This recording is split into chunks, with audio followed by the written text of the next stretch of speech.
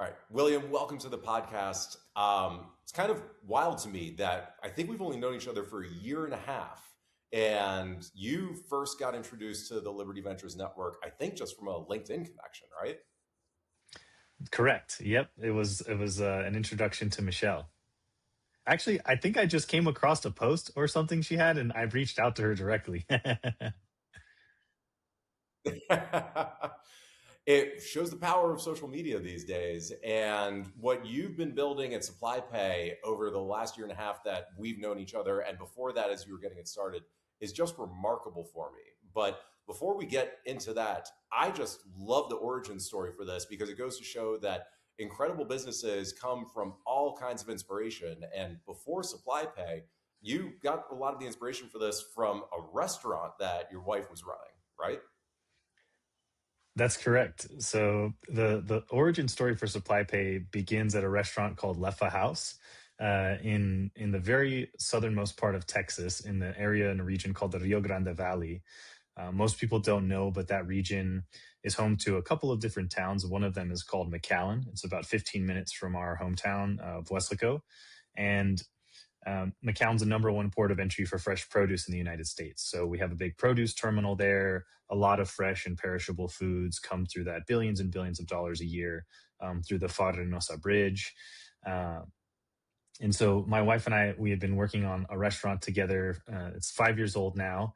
And I had built a reputation for building software products out of the dry storage noodle closet. It was kind of like my makeshift office at the restaurant when we would have downtime. And Miss Persephone from the Center of Innovation and Commercialization in Weslaco came across an MBA capstone project for my co-founder Jorge, and she thought that this project was a really exciting project. He had a really extensive background in international fresh produce trade. And so she saw that and said, "Hey, you want someone to build it? Like, let's go have some fun together and let's meet William." And so we had a great conversation. And that is the origin of what kicked off my introduction to Jorge. And we continued to build ever since. We built a small prototype, and the company's kind of grown a lot since then. So I love it, and the restaurant is still around, and it's grown in and of itself. But SupplyPay has really taken off since that first pho meal that you guys had together. So for everyone listening, give the elevator pitch on just what SupplyPay is to today and how it's evolved from that first conception to what you're doing now. Yeah, absolutely. So when we first started the company was predicated on solving the problem of long or unstable cash flow conversion cycles. And so what this really means is when buyers and sellers involved in international trade make deals and agree to purchase and move goods from one country to another, the cycles on which they're paid, those net invoicing terms, can lead to delayed or unstable payment periods, whether they're because it's late or because the buyer needs to get money from someone else further up the supply chain. And so Jorge, as the CFO of a fresh produce company, really saw this problem firsthand because he was dealing with it day to day. And so he thought, hey, we could build an automated platform for providing this capital and liquidity to these transactions for the pack houses and growers in Mexico and the buyers and distributors in the United States who end up selling to the final retailers, the Walmarts, the HEBs, the Krogers, Whole Foods, Publix of the world. And of course, where consumers like you and I go to get the fresh produce and buy it. So he saw that problem, identified it, and his intuition was spot on.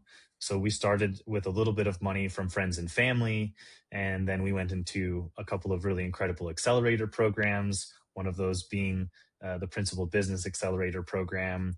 We continue to learn both about how to build these companies, how to build business. And last year, in the year, we financed a little over $10 million in trade with $0 in losses for those growers and distributors. And along the way, we kept working with our customers in service of them and their needs. And we saw an opportunity to build a really incredible business operating system for these fresh produce companies involved in international trade. So we're working on that. That product is in a bit of an earlier stage, but on the liquidity front, we're in the later stages of closing, a 9-figure credit deal to help scale that operation. We kind of outgrew the access to capital we had last year, and so we found a really great partner, and we're growing now alongside them to continue to serve this industry and this market. So really, congratulations. I just am so impressed by all of that, especially you saying that you've done 10 million in transactions with zero losses to this. That just seems like a remarkable number. What has contributed to you having no losses as you've scaled this so far? Yeah, absolutely. And to be clear, it's a matter of when, not if, especially in any business where you're lending or advancing money. Something always goes wrong somewhere. But the ability to really underwrite this effectively comes from the business background and experience we have in the business of international fresh produce trade. So between the risk team and the operations team and their tight communications, we're really able to make sure that we're monitoring the maturing process of these assets as we acquire them, the invoices. Um, Through time, make sure that we really understand the buyer and seller relationships, make sure we're able to really effectively know what's going on, not just on paper, but behind the scenes of the organizations and the companies to the best of our ability, right? Our goal and mission as a company is to be an indispensable partner to the buyers and sellers involved in this international trade, specifically focused on fresh produce for the next few years. But in that light, we're here to serve them in those ways, and we have to know them really well. So you're looking at their financials, you're looking at balance sheets, income statements, all of the things necessary to do a good analysis of the company, buyer payment pattern histories, things like that. And we're pretty conservative on those things, so I think that has a lot to do with why the performance has been so well and we've had no losses. But as a good mentor of mine says, it's not a matter of if, it's a matter of when in the lending business. So, I mean, even from the way you described that there, I have to ask, why was no one doing this before? And in what way is what you're building with SupplyPay different from just being a lending service, really? Yeah, absolutely. So there's a couple things that differentiate us from, like, let's say, a bank, right? A more traditional lender. It's the access to data that we have on both sides of the border, whether that's government databases in Mexico that we're able to pull historical financial information on these companies from, or in the U.S., it's access to the insurance databases that enable us to underwrite the buyer credit rating, things like that.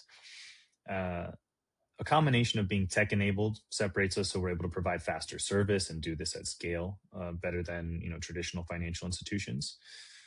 Additionally, we understand this risk sector, the risk of this sector very well. So perishable goods is already an area that most financiers and lenders are not very excited about. And then when you stack on the complexity of being cross border, from one, legal framework to another, there's exposure there that people are also not very interested in. So it's always already been an underserved market.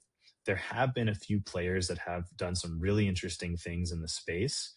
There's two or three notable big players that have done something similar to what we've been doing, that have gone on to raise, hundreds of millions of dollars and really serve the market well. There were just key strategic decisions that those businesses made as their companies progressed that we really learned from. One example is, like, you really can't try to be a marketplace in this sector, in the fresh produce sector. It's a very relationship driven industry. And if you try to get in between those relationships or try to carve a way around them, you know, it, it's not received very well, is the best way to put it.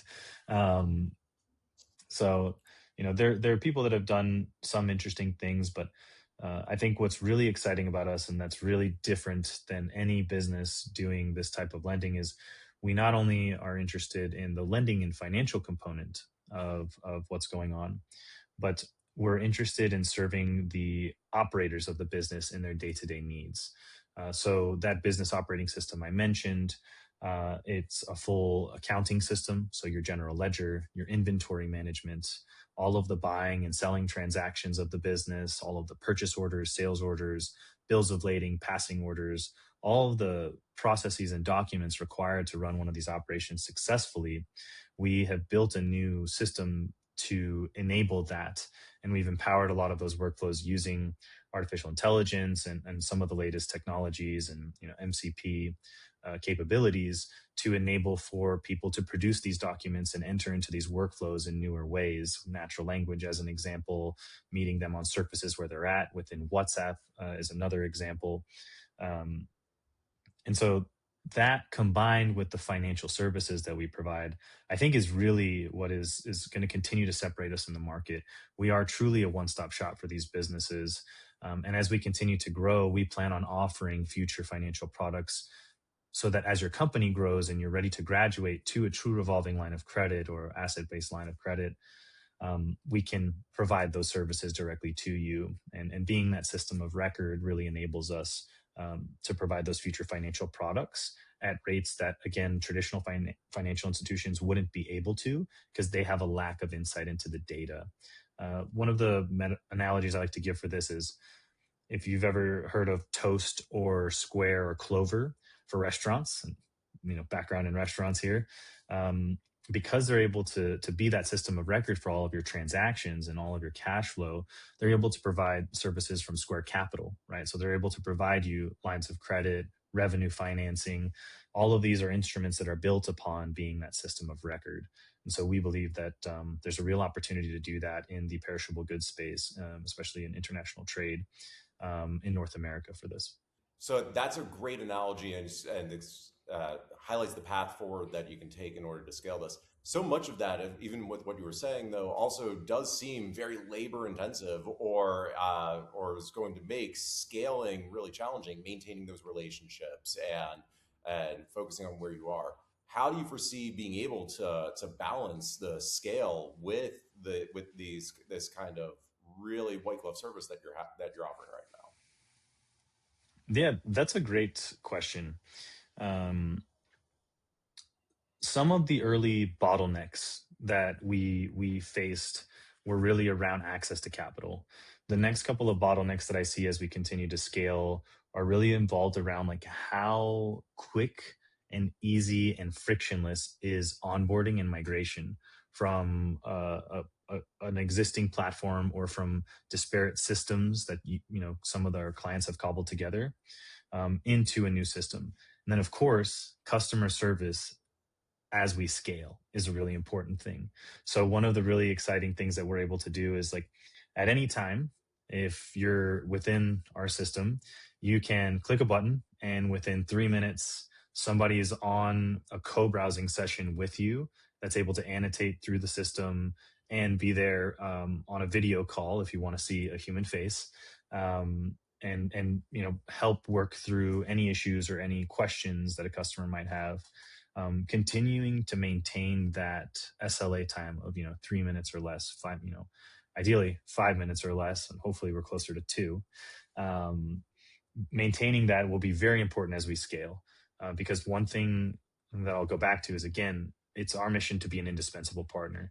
And if you're running a high stakes business who's dealing in high volumes of transactions in real market timing, you need somebody who can be responsive and who can be quick. And so maintaining that as we scale will be a challenge, but it's something that I think operationally we're tracking very well. And of course, there's a lot of really interesting tools out there to help us as we scale. Like there's never been a better time to build a company to scale than now. And it's because we have access to a lot of AI, these large language models. You can cram a lot of data, very nuanced data on a particular customer, into an LLM and really get some great feedback for your team as you're onboarding new team members and they need to get up to speed really quick. These are all things that we think about and are constantly ping-ponging ideas back and forth with internally at the company. You're absolutely right. It's never been easier to start a company, but you've also been just really effective yourself, William, in building up the company and connecting with investors, with stakeholders and supporters. And I'm curious, since this has all been new for you, this is the first big company that you're really developing. What's that experience been like? What have you done to prepare yourself, and what have you learned as a CEO here over the last couple of years? Oh man, that's a great question. Uh, as quickly as you can, if you really want to be and aspire to be an exceptional CEO, get a great coach. That is such an important thing to helping unblock things that you don't see about yourself. I think one of my favorite CEOs that I follow is Brad Jacobs. And he is all about mental management and how we are aware of ourselves and our emotions and our emotional state and our reactions. That's really important as a CEO. I can't understate that enough. You have to be able to get to your center very quickly on a regular basis because you are the distillation of all the company's problems, and you have to be able to handle those things well in real time. And having a great coach in your corner, I'm very fortunate to have a great coach, is a really important thing, especially early on in the role of a CEO. Having great mentors like Alexander, you're definitely a mentor to me. There's many others in the Liberty Ventures Network and Principal Business Network.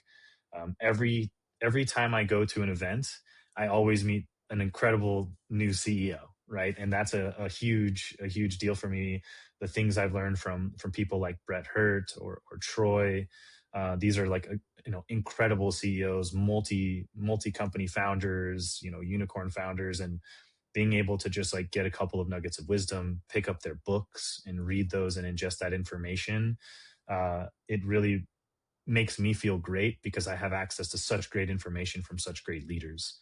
And so, Liberty Ventures is a huge part in that. Um, and so those are some of the things I've been doing as a CEO, is like consistently trying to read, ingest information from other great CEOs, analyze their frameworks.